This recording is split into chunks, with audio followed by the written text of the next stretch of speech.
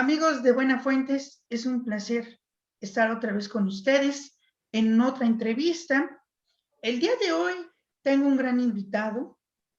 Primero que nada, quiero decir que es candidato a diputado por el Distrito 23, diputado federal por el Distrito 23.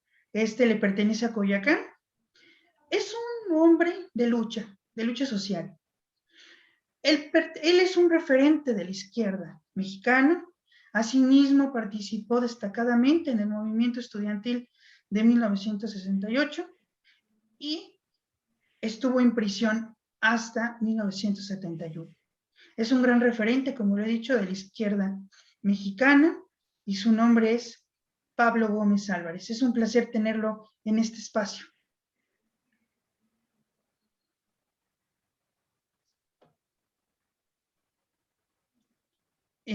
Bueno, me gustaría empezar preguntarle cómo llega la izquierda mexicana a estas elecciones intermedias. ¿Llega unida a la izquierda? Hola, es un gusto estar en este medio informativo y de comentarios y periodístico. Lo hago con mucho gusto. La pregunta es pertinente porque pues hay muchas preguntas alrededor de los propósitos que la izquierda debería tener en el momento actual. México vive una situación peculiar que no había existido antes. La izquierda nunca había estado en el gobierno ni había tenido la mayoría parlamentaria en el momento en que va nuevamente a las urnas, buscando el refrendo, como es natural, de su política y para que ese refrendo de su política se exprese en un refrendo de su mayoría.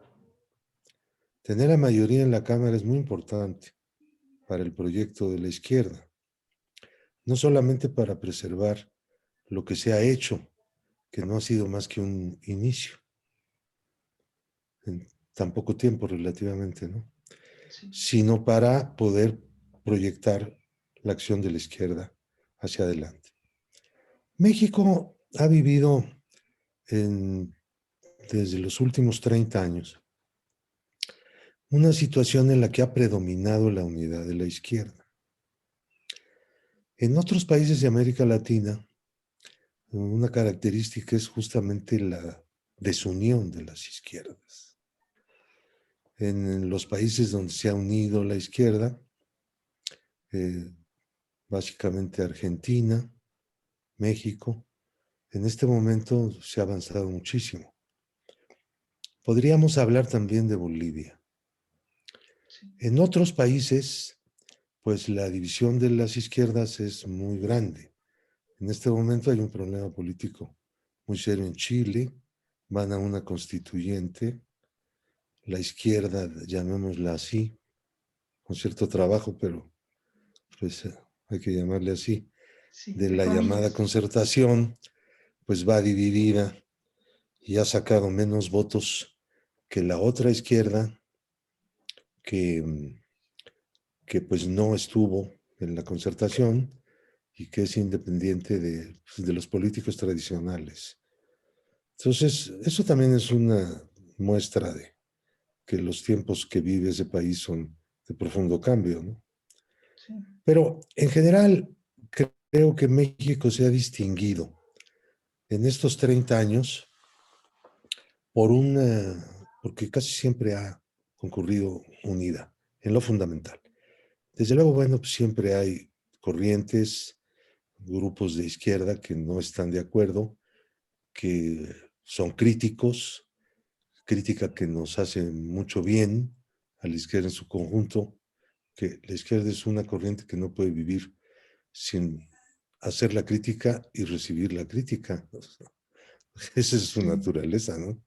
Entonces, pero vamos, en ese aspecto vamos bien. La cuarta T es mucho más que Morena, no solamente en cuanto a organizaciones, sino en cuanto a personas. La Cuarta T es un gran conglomerado popular. No tiene, digamos, un límite. No tiene un lugar ideológico donde empieza y termina, sino que se va haciendo en cada momento, ¿no?, frente a los problemas del país, y va definiendo su conducta, su posición, y va planteándose cosas nuevas, ¿no? Así han sido estos 2 años y pico. La mayoría legislativa de la Cuarta T ha modificado la Constitución 25 veces, 26 veces, que es lo importante aquí no cuántas veces se ha hecho, sino por qué se ha hecho. Se ha Claro. hecho para establecer derechos sociales y las garantías de los mismos derechos. Que no basta decir que hay derecho a la salud y no se da la garantía al acceso a la atención médica y de los medicamentos gratuitos, que eso es justamente lo que estamos tratando de hacer en este momento, y que vamos a continuar con fuerza, pues una vez que superemos este estado de calamidad en salud que ha sido, es la pandemia, ¿no? Sí. Pero lo mismo podemos decir en esta idea de convertir a México en un país de estudiantes becarios.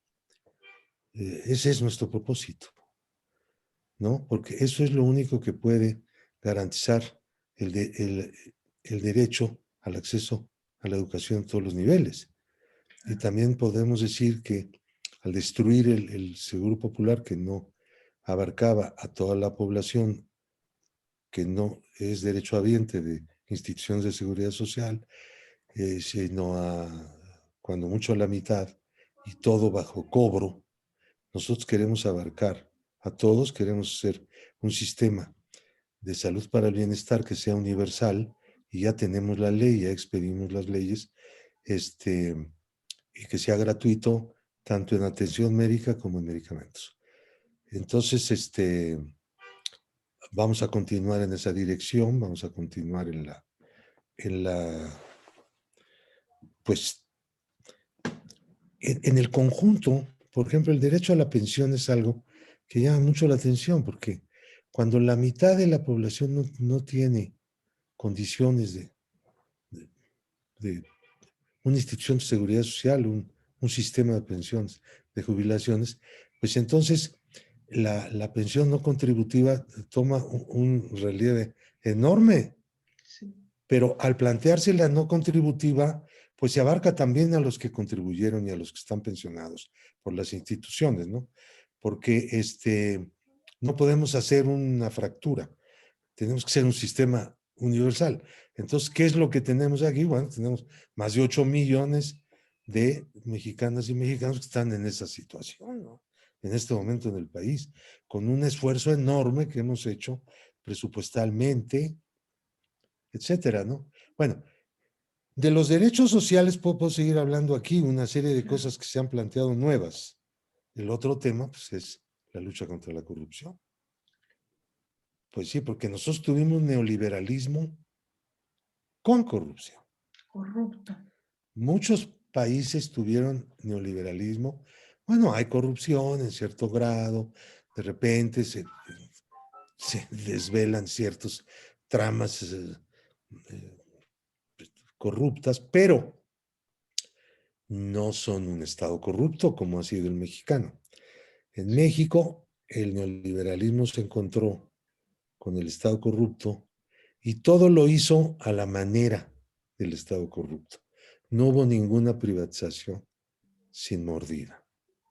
Todo tuvo mordida, se enriquecieron los políticos, al igual que enriquecían a los empresarios que se quedaron con las empresas privatizadas. Yo, Entonces, así fue todo. Entonces tenemos que luchar, pues, contra la corrupción, no podemos detenernos. claro. Y yo tengo una pregunta para usted. En este sentido, ¿México corre el peligro de que regrese este neoliberalismo en estas elecciones? ¿Qué está en juego en estas elecciones? para Yo usted? creo que el neoliberalismo no ha terminado de irse por completo. Una aclaración pertinente. Le hemos dado fuertes golpes. Ujú. Vamos ganando la pelea, pero no la hemos ganado en definitiva.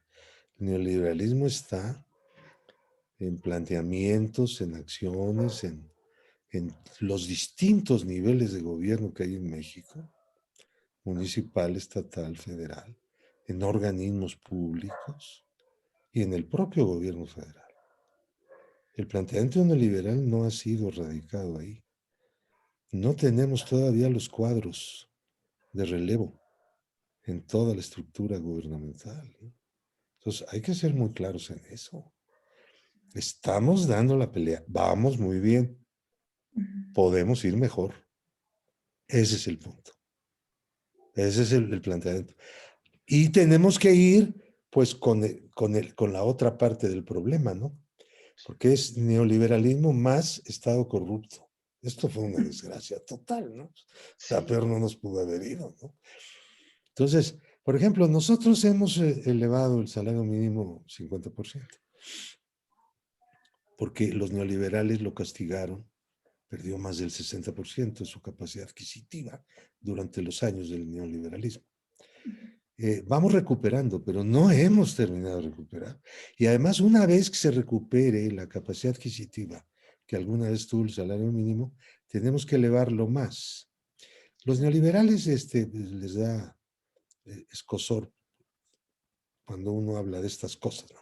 Que Sí. consideran que eso no es, que el salario por decreto es antinatura, que la naturaleza de la economía tiene que preservarse y que el precio de la fuerza de trabajo tiene que ser una cuestión de mercado, que la autoridad para establecer los mínimos pues, tiene que reconocer cómo está el mercado y admitir el dictado del mercado a la hora de hacer el decreto. Nosotros decimos que pues no, porque México es uno de los países en donde predomina junto con Brasil en América Latina el peor esquema de distribución del ingreso. Tenemos una concentración brutal del ingreso. El decil, o sea, la décima parte de las personas que reciben los más altos ingresos del país, pues tienen más de la mitad, ¿no? De todo el ingreso. O sea, el 10% se queda con más de la mitad. El 90% restante se queda con más de la mitad. Y los deciles más altos de ese 90, pues se quedan también con la mayor parte de ese tramo. Y entonces los primeros deciles, los primeros dos deciles, están verdaderamente en la calle, ¿no? Sí. O sea, en México la redistribución del ingreso es una tarea eh, fundamental del poder político. No es una cuestión que haya que mejorar de manera indirecta solamente. Es decir, nosotros podemos incrementar el ritmo de crecimiento de la economía en un Ujú. momento dado y aumentar el, el, la mala distribución del ingreso. Pues eso ha ocurrido en muchas partes, ¿no? Sí. Entonces puede ocurrir aquí, puede ocurrir en México, pero bueno, pues, nosotros lo que queremos es evitar que siga ocurriendo y establecer una política que nos conduzca a un patrón nuevo de distribución del ingreso. Y bueno, ahora bien, en este sentido de lo que usted está comentando, tengo dos preguntas. La primera sería, ¿los empresarios, la plutocracia, sigue gobernando el país? ¿Todavía siguen teniendo poder? Y la otra pregunta sería, que ¿usted qué piensa? ¿Usted cree que al terminar el gobierno de López Obrador tengamos una buena distribución de la riqueza? ¿Que se logre ese objetivo? Yo pienso que la, digamos, lo que Andrés Manuel López Obrador llamó alguna vez la mafia del poder, pues es una combinación entre grandes consorcios empresariales, económicos, y políticos, y los políticos que gobernaron. En este momento ellos no están tomando las decisiones. Tienen mucha fuerza todavía en algunos estados, esperemos que la pierdan en las próximas elecciones, donde esperemos que cambie la mayoría y por lo tanto el partido en el gobierno, en estados que, pues, en donde se mantienen ellos, ¿no? Sí. Que son la inmensa mayoría de los que se van a votar en esta elección, ¿ok? Bueno, entonces, pero sí tienen mucho poder económico. Yo creo que en estos años, desde finales del 18, antes de la elección, desde mediados del 18, que el peligro era inminente y todo eso, empezó a haber una especie como de postergación de inversiones pensadas, inversiones no precisamente programadas, pero sí en proceso de ser programadas. Y ha habido una eh, enorme postergación como una respuesta política. Quien necesita hacer la inversión, bueno, pues no cayó en eso, ¿no? Cuando es imperioso realizarlo. Pero cuando se puede postergar, lo postergan. Y lo postergan por motivos políticos, estos grandes empresarios del país. Entonces, bueno, la cuestión aquí va a tener que ser los próximos 3 años del actual gobierno, siempre y cuando pues tengamos la suficiente palanca parlamentaria para poder sostener una política así. Impulsar la inversión pública, productiva, aquella que no es a fondo perdido, aquella que tiene retorno, aquella que puede retroalimentar el propio el mecanismo de inversión y que incluso podamos recurrir al crédito sobre esa base, pero exclusivamente sobre esa base, para poder impulsar un fondo de inversiones a cargo del gobierno federal, centralizado, que nos permita llevar a cabo incluso proyectos que tienen los estados de esta naturaleza, ¿no? Sí. Con financiamiento de la federación. Bueno, de eso hablaremos. Si mantenemos la mayoría, vamos a hablar de muchos temas de los que no se han hablado, ¿no? Sí. Por ejemplo, pues cómo eficientar la recaudación, quitar los gastos fiscales que no son indispensables, que pues esos benefician a los grandes contribuyentes, no a los pequeños, ¿no? Los pequeños no se benefician en nada de eso, más que pues el límite a partir del cual se paga el salario mínimo, pero eso se aplica a todos los contribuyentes, no solamente a los de 3 salarios mínimos, sino al más rico del país también se le hace su mismo descuento. Pero no es así en cuanto a una serie de contribuyentes que pues tienen en exclusiva, habida cuenta de cómo está el sistema fiscal, una serie de ventajas, una serie de desgravaciones que son muy injustas.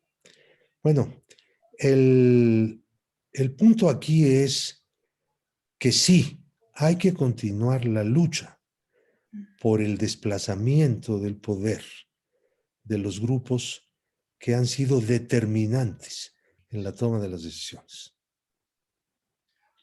Y Hay que bueno, continuar. y no, me parece fundamental lo que usted está diciendo. Y esta pregunta ahorita me surgió. Usted, en su punto de vista, ¿qué reforma le gustaría agregar? Aparte de la que ya nos está comentando. Aparte de las que ya comenté. Sí, otra que en otro sector, por ejemplo, el de salud, en el energético, el educativo.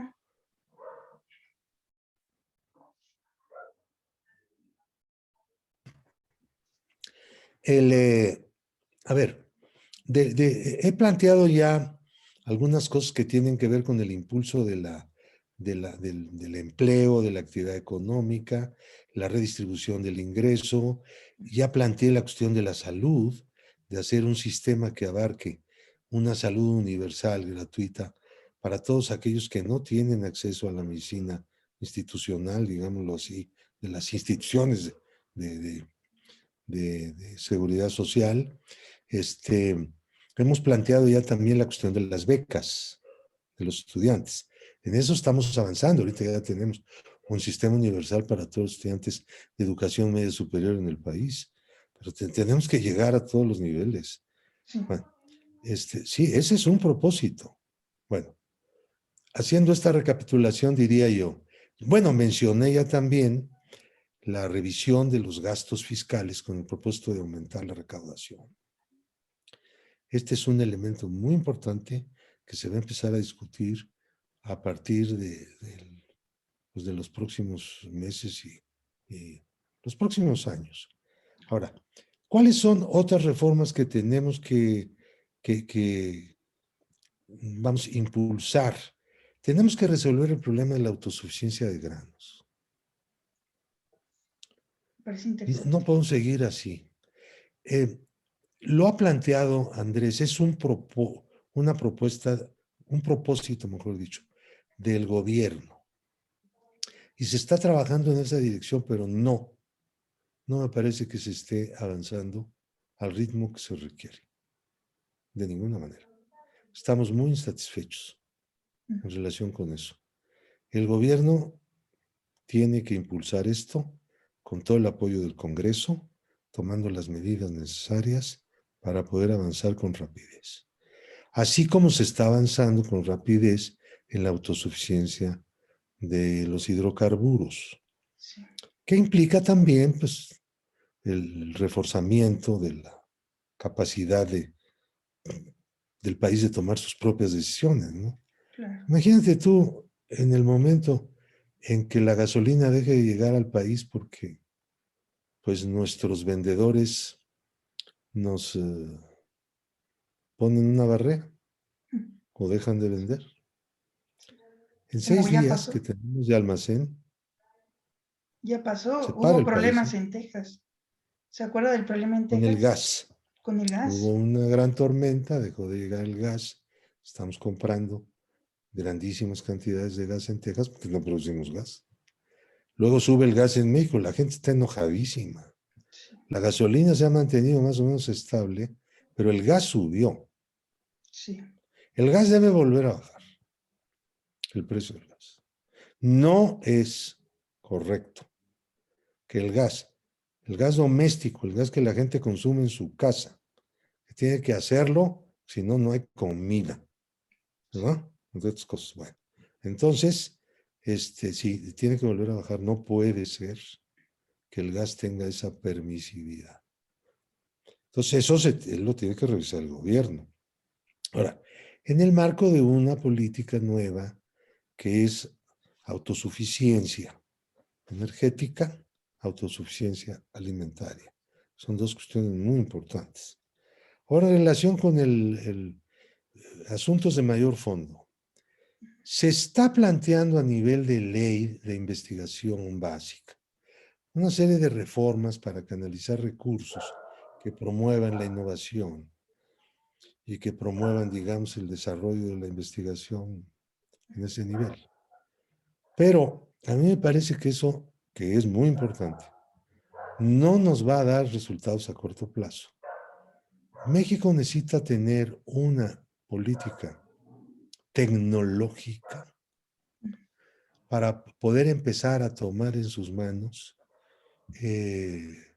una pauta de desarrollo tecnológico. Y es urgente que se haga eso ya. Si no, nos vamos a seguir retrasando demasiado. Hay países incluso de tamaño de México que tienen un mayor desarrollo en este sentido. Como en México todas estas cosas se abandonaron. No se necesitaba autosuficiencia energética. No, hay que comprar toda la gasolina. Estamos comprando 70% en el extranjero. ¿Qué es eso, no? De la energía eléctrica, no, que los privados se hagan cargo de cómo va a estar esto y impongan sus condiciones y les Claro. paguemos las tarifas que ellos necesiten, aunque sean las más altas del mundo, que eso es lo que estamos pagando. Bueno, sale caro, ¿no? Todo eso, la corrupción es carísimo. Claro, los políticos se aprovechan, pero el país paga las consecuencias. Bueno, todo ese neoliberalismo, es decir, no se preocupen.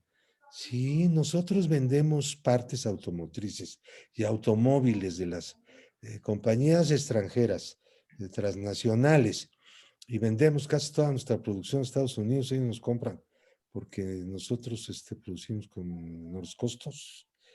Y ya con eso es suficiente. Les maquilamos lo que quieran. Órale. A ver, no, no estoy diciendo que cerremos la maquila, pero usemos esta situación que tenemos para poder hacer un desarrollo tecnológico propio.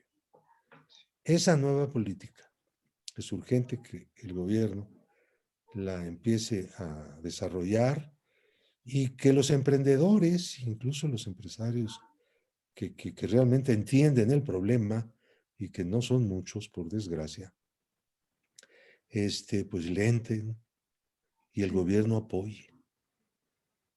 Sí, porque eso sí requiere apoyo. No Concuerdo con solamente en usted. infraestructura, requiere apoyo de cosas nuevas.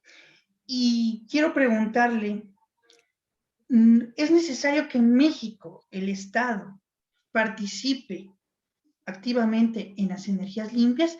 Porque estamos viendo que las energías limpias se está convirtiendo en un negocio particular. ¿Qué futuro va a tener eso? ¿Qué compromiso van Bueno, a tener los yo creo que el diputados? gobierno, perdón, el Sí. gobierno actual debe terminar su gestión, el gobierno López Obrador, eh, sin producir energía eléctrica con base en el carbón. Tenemos que abandonar el carbón que se sigue usando. El PRI y el PAN nos critican mucho porque usamos carbón. ¿Y por qué no lo eliminaron ellos? Lo vamos a tener que hacer nosotros, pues, obviamente, ¿no? Alguien lo tiene que hacer, que no eran ellos, que ellos no se lo propusieron, nunca. Bueno, lo mismo el combustible. Eso va a tardar un poco más. Nosotros tenemos que hacer una reforma en la Comisión Federal de Electricidad para renovar la planta generadora de hidroeléctricas, que es una generación de energía limpia, pero que requiere cambiar los generadores para hacerlos generadores con mayor capacidad productiva, con la misma cantidad de agua. Que hay un cambio técnico ahí también, en eso. Nosotros tenemos que regresar a la cuestión de la energía nuclear. A ver, no, la humanidad no puede sin energía nuclear hacerle frente a la situación en la que tiene. O sea, el viento y el sol todavía no nos dan para eso. Los países, a ver, Francia es un país que no tiene problema de energía, porque la mayor parte de la electricidad lo hace con energía nuclear. Y hay países vecinos que prohibieron la energía nuclear para fines de producción, que le tienen que comprar la electricidad a Francia, ¿no?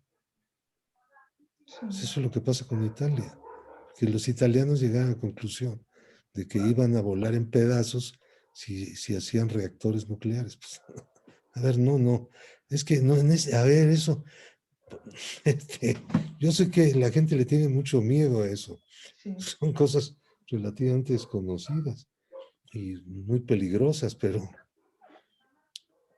pero también ha habido un progreso en cuanto al conocimiento de cómo deben manejarse estas cosas. Ahora, no estoy diciendo que no debe usarse la energía solar y la energía del viento, se produce con el viento, aunque afea el paisaje de una forma horrible. Sí. También tiene repercusiones en el medio ambiente. No hay que decir que no hay producción de energía completamente limpia, 100%, no. Todo tiene algún problema. La cuestión es de que los problemas, la suciedad, vamos a llamarle así, que se produce con, con la energía debe ser cada vez menor, menor, menor. Y el mundo se ha puesto una meta de reducción de las emisiones de carbono, ¿no? Sí, de gases derivados del carbono, dióxido de carbono, básicamente. Entonces, nosotros debemos estar en eso. Nosotros debemos estar en esa política con mucho compromiso y al mismo tiempo haciendo la reforma estructural de nuestras industrias. Ahora, hay un elemento importantísimo. México se tiene que montar en la tecnología del automóvil eléctrico. Sí. A ver, no es el asunto del litio, ¿eh? A ver, el litio es muy importante en esto, porque el litio se usa para hacer las baterías. No tenemos ningún yacimiento sólido del litio, no tenemos.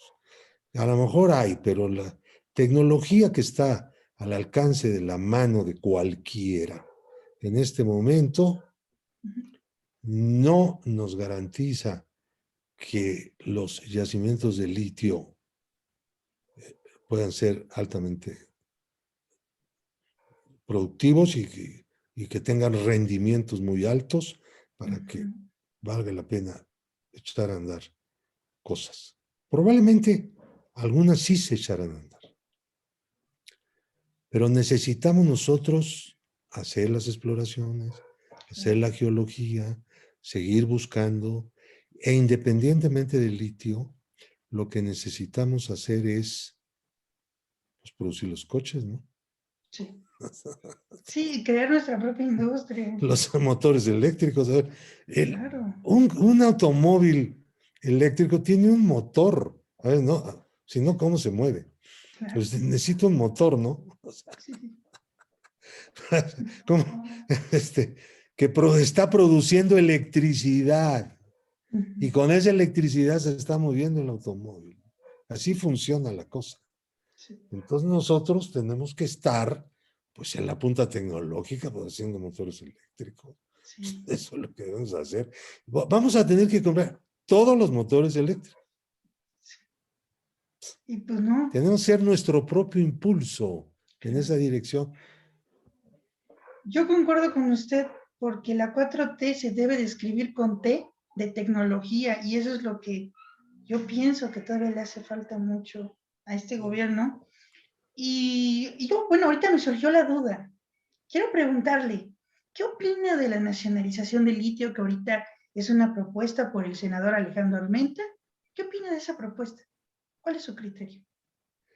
Yo no tengo claro ese asunto de que Uh-huh. tengamos que hacer, no tendría que ser una nacionalización. Creo que el concepto no funciona porque el subsuelo es propiedad de la nación en México. México no es como otro cualquier país, que el dueño del suelo es el dueño del subsuelo. Nomás necesita un permiso. No, aquí no. Aquí necesita una concesión para usufructuar por un determinado tiempo un bien de dominio nacional, de dominio público de la nación.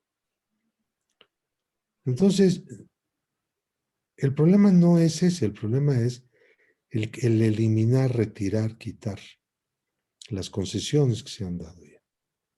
2 o 3 concesiones que son las más grandes en yacimientos de litio que pues no han funcionado hasta la fecha.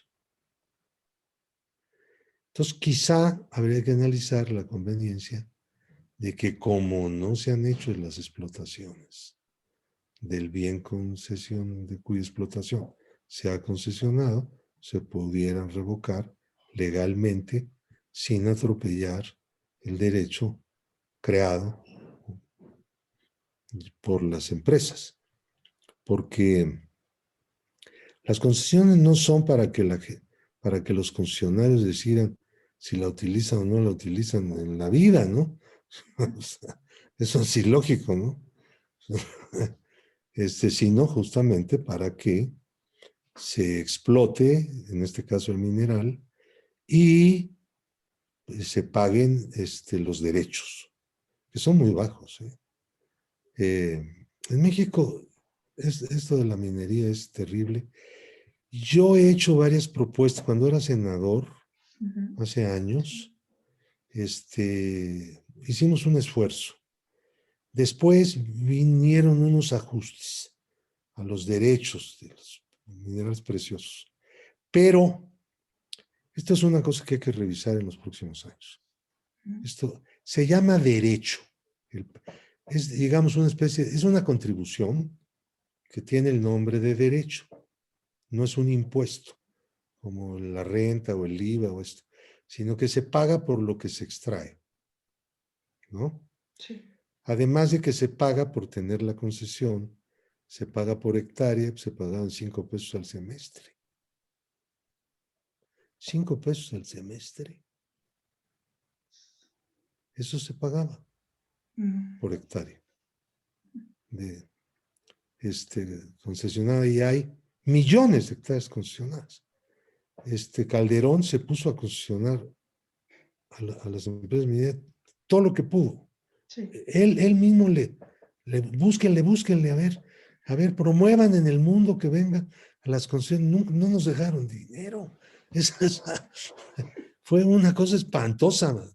Sí. Yo no sé por qué le entró la locura a este individuo, que es un tipo medio, no, pues no es así muy frecuente encontrar personas así como él, ¿no? Entonces, qué manera de pensar. Sí. Entonces sí tenemos un problema con enormes, muchos millones de hectáreas concesionadas. Claro. Es que si se da cuenta, todo lo que estamos platicando usted y yo, todo radica en la autosuficiencia. Tenemos que ser autosuficientes. Y eso no lo vemos con los neoliberales. Los neoliberales nos entregaron, como usted lo está mencionando. Por lo menos de las cosas básicas, hombre, de las cosas de las que dependen otras cosas, ¿no? Eso. Claro. Es decir, y esta situación es una situación que tenemos que ver. Por ejemplo, es lo que hizo Andrés Manuel con estos 2 ferrocarriles, en los que está empeñado en sacarlos. El ferrocarril del sureste, el Tren Maya, que le puso él de nombre, es la mitad, un poco más, un poco menos de la mitad. Ya existía pues desde hace muchísimos años, ¿no? Y eso no lo pudieron vender y concesionar. El derecho de vía está concesionado. Lo vendieron ahí como chatarra, pues, todos los fierros que tenía. A 2 empresas, una de las cuales ya se va a hacer canadiense, porque Kansas ha sido comprada recientemente por una empresa canadiense, una empresa norteamericana que es una de las propietarias de los ferrocarriles de México. Bueno, entonces Andrés está haciendo un proyecto del porfirismo, que es el transísmico. Sí. Y un proyecto que empezó en Mérida. Creo que la primera vía férrea fue de Mérida a Progreso, me parece. Lo hicieron a Valladolid. Total, llegó hasta Campeche y fue la gran cosa. Y luego vino del sureste y entró, digamos, hasta parte ahí de la selva, que entonces era más selva que lo que es ahora, porque desmontaron buena parte de esa selva para producir carne de vaca, ¿no? Sí. Entonces, entre otras muy pocas cosas. Pero, a ver, ¿qué quiere decir? No le quitemos los ojos al ferrocarril. El ferrocarril aparentemente había pasado de moda, ¿no? Por hablar de moda. No, olvídense del ferrocarril. Grandes carreteras, los trailers, Sí. Dios, esto, lo otro, y los barcos. En este momento estamos hablando de ferrocarril de carga y estamos hablando de ferrocarril de pasajeros, porque ya tenemos un ferrocarril más rápido. Y para pasajeros especialmente, súper rápido, que es mucho más fácil que tener que tomar avión.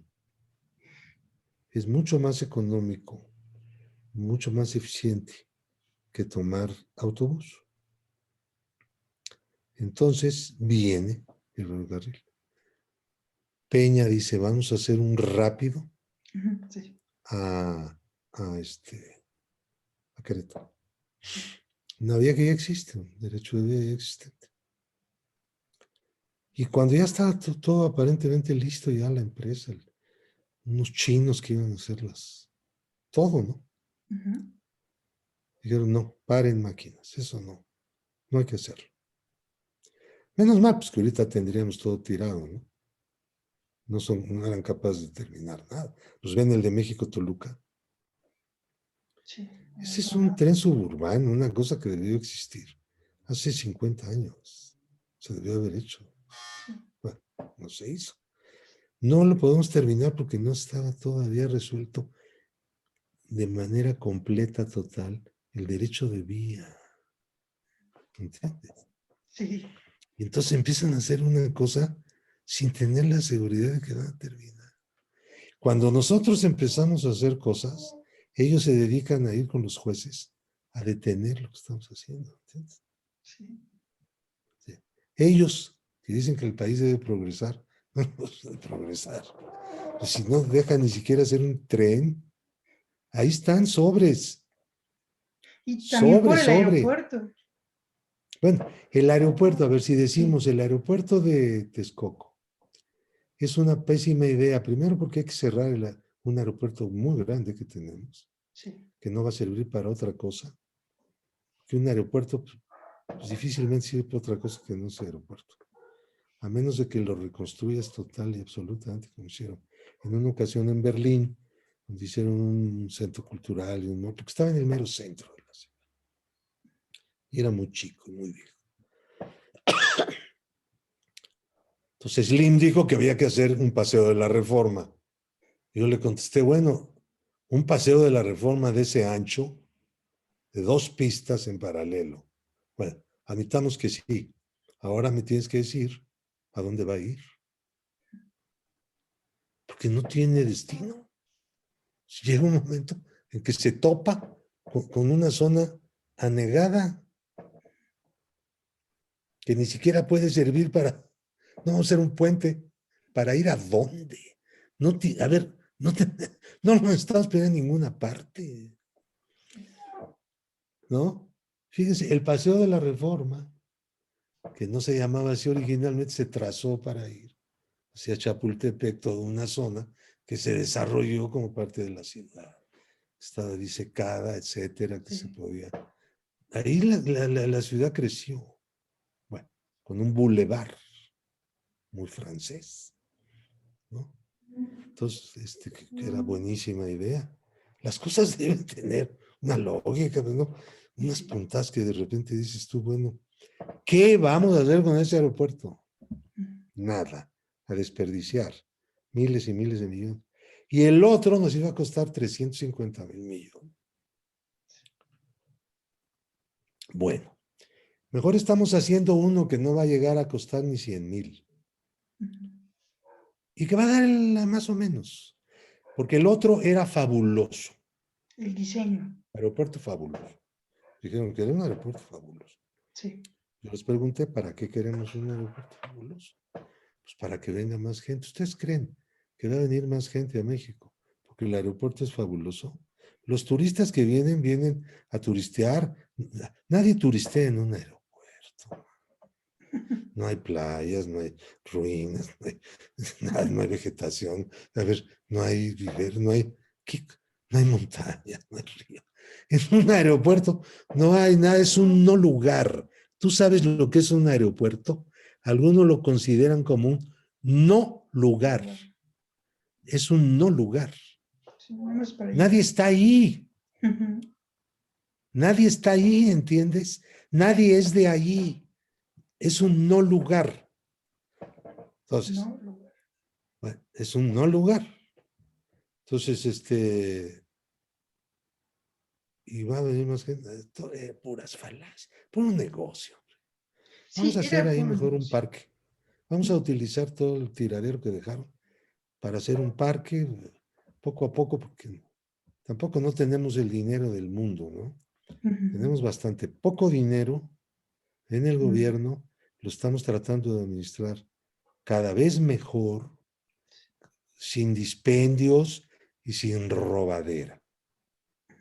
¿Ok? Sí, sí. No digo yo que la corrupción no se ha acabado, vamos, seamos Ujú. sensatos.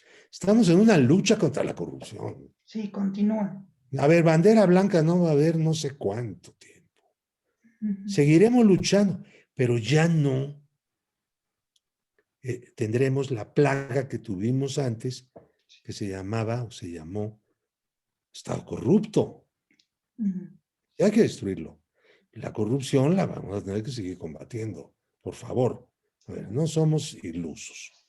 Pongamos los pies en la tierra, pero que al poner los pies en la tierra no nos gane el miedo o no nos gane la tesis de que las grandes cosas no se pueden lograr. Ujú. Pues sí, sí se pueden lograr. Es Sí se pueden. interesante lo que usted está mencionando. La lucha continúa Sí. y por último, ya para ir cerrando esta entrevista, también que ha administrado el dinero del gobierno federal que se compró una refinería. ¿Qué opina de esa compra? La mitad.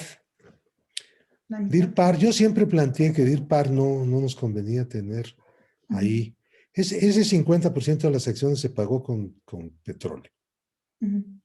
Pemex dio el petróleo, DIRPAR lo refinó y fue haciendo un fondo. Le fueron pagando, no le pagaban, le pagaban con acciones. Entonces, para los holandeses fue un gran negocio. Ujú. En ese momento también a México le convenía, porque México tenía problema para colocar el malla y las torres de refinación de Deer Park tenían esa configuración. Entonces, desde ese punto sí le convino Ujú. a Pemex. Pero ya después ya no, era todo lo mismo. Entonces, es mejor para nosotros tener a Deer Park como parte de Pemex y traer la gasolina como la estamos trayendo, porque pues está muy cerca, ¿no? Desde Texas, ahí cerca de Houston, y, y considerarla como, no como una importación, sino como una introducción al país de un bien de una empresa pública, una empresa, como le llaman ahora, del Estado, empresa Ujú. productiva del Estado. Está. Antes le llamábamos una empresa nacional, ¿no? Una empresa. Pero bueno, está bien. Llámesele como se le llame. Pemex es Pemex. Y el problema es que va a seguir siendo Pemex, porque ya no iba, se iba a hacer como pasita, pasita, pasita, pasita, hasta que ya se hiciera. Y ya no va a ocurrir eso. Bueno, esperemos que no vuelvan los Los neoliberales. desnacionalizadores y privatizadores, pero bueno, si ocurre esa desgracia, vamos a ver qué pasa. El caso es de que la operación, esta es una propuesta que al parecer no surgió de la Shell. La Shell es una transnacional que a la limón se la llevan británica, holandesa. Bueno, entonces, no surgió de la Shell, sino de Pemex. Si yo necesito producir gasolina, usar mi crudo para producir gasolina, ¿qué hace? Deer Park usa mi crudo. Bueno, pues quiero la gasolina. Sí, Pues sí, lógico. toda la gasolina, ¿no? porque no te la voy a comprar ahora. No, no es exactamente la mitad de la selva. Es casi la mitad. Siempre, nunca se hace una configuración accionaria de dos mitades idénticas, pues eso es el desastre. Pues ¿quién decide? Sino que es 49.99,8, algo. Sí. ¿Entiendes? Hay ahí una o dos acciones, lo que sea, que dan una mayoría. Shell tiene mayoría Interesante. en la estructura accionaria. Bueno, pues el tiempo ya se nos está acabando. Nos está dando una gran cátedra. Me siento contento de tener esta plática con usted.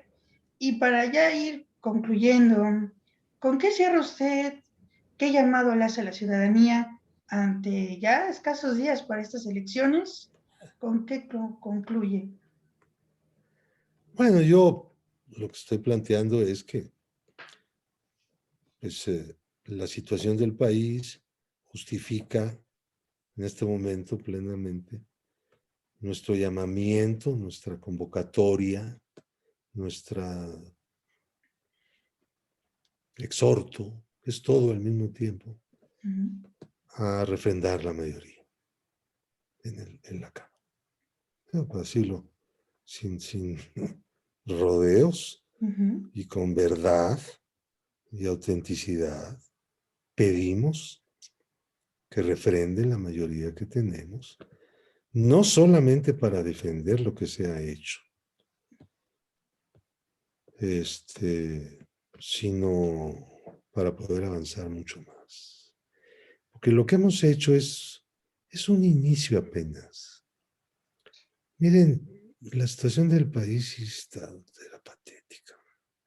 Sí. No solamente por la situación en sí misma, sino porque era una situación de esas en la que no estás yendo a ningún lado. Te estás mordiendo como país la cola, ¿no? En una locura canina, ¿no? Tienes Vas razón. detrás de tu propia cola, queriéndotela morder, creyendo que ese es tu objetivo. Pues esa no te la vas a poder comer, no la vas a alcanzar nunca, Tienes ¿no? razón. Entonces,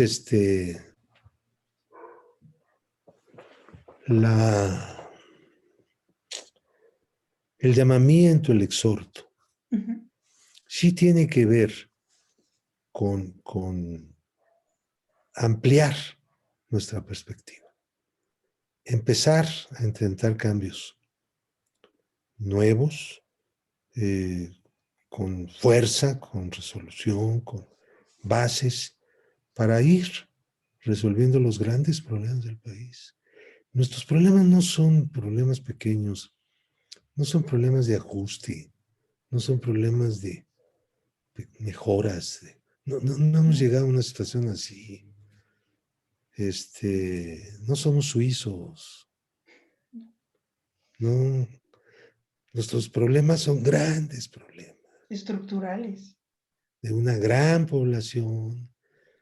Sí, a ver, ¿cómo vamos a llegar? Ahorita recordé una cosa que aparentemente es muy sencilla. ¿Cómo pasamos del 30 al 60% de jóvenes en la educación superior? Eso es lo que tenemos que hacer y lo que estamos haciendo. Ya empezamos, no estamos bien. Luego pues, necesitamos que el gasto educativo aumente, pero que también aumente mejor el sistema a través del cual el país está impartiendo educación superior.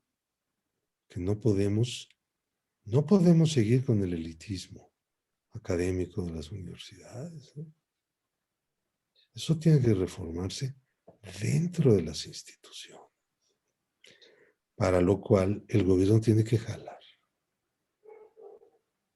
¿Entiendes? Si el gobierno jala, si el gobierno encabeza, las instituciones autónomas van a tener que jalar también y participar en una obra nacional respetando la autonomía. Yo soy partidario de la autonomía. De lo que no soy partidario es de las mafias universitarias. Y existen varias. Qué bueno que lo señala. Diría que muchas. Y se sirvieron con la cuchara grande. Y están ahí, se reproducen a sí mismas y se heredan los puestos. Es una cosa bárbara, ¿no? Sí, ya se exageró. La autonomía es libertad, no es amafiamiento, no es encapsulamiento, es libertad. Luchamos por la autonomía. En los años 60, 70. Sí. Y como libertad. Nunca imaginamos que eso iba a llevar a la creación de mafias, no pocas instituciones de educación superior. Pero bueno, hay que tener un poco de paciencia, vamos jalándole y vamos sobre todo ampliando nuestro horizonte, porque mira, cuando estás haciendo algo y crees que ya pasado mañana ya vas a lograr lo que querías, no. Cada vez que avanzas, das un paso, lo das es como cuando caminas en un plano, amplía el horizonte, ¿no? Ahí vas, Sí. y el horizonte, como cuando navegas en el mar. Ujú. Vas navegando, vas ampliando el horizonte, vas viendo más lejos, ¿no? Sí, De lo que viste. Sí, así es el asunto. claro. Así es la lucha por los cambios, las transformaciones Sí. sociales y políticas, como lo es en la ciencia. Ujú. La ciencia opera de esa manera. Va resolviendo problemas y va viendo más lejos. Sí. Avanzando. Tiene No razón. se ha detenido el avance científico. No. Pues el progreso social debería ser una cosa que no se detuviera tampoco. Y hemos tenido momentos en los que se ha detenido. O parece o que quiere detenerse. Sí. Y eso no puede ser. Hay que entrarle duro. Tarea de generaciones. Tiene toda la razón y ese es el compromiso que yo tengo como joven de informar a la juventud, sobre todo a la juventud. Y por eso fue un placer tenerlo en este espacio que va dedicado a la juventud. Y vamos para la continuación de la transformación de la 4T. El gusto es mío, Fuentes. No, pues el mío también. Y a usted, mi querido público, fue un placer tenerlos en esta entrevista. No se pierdan la próxima. Hasta luego.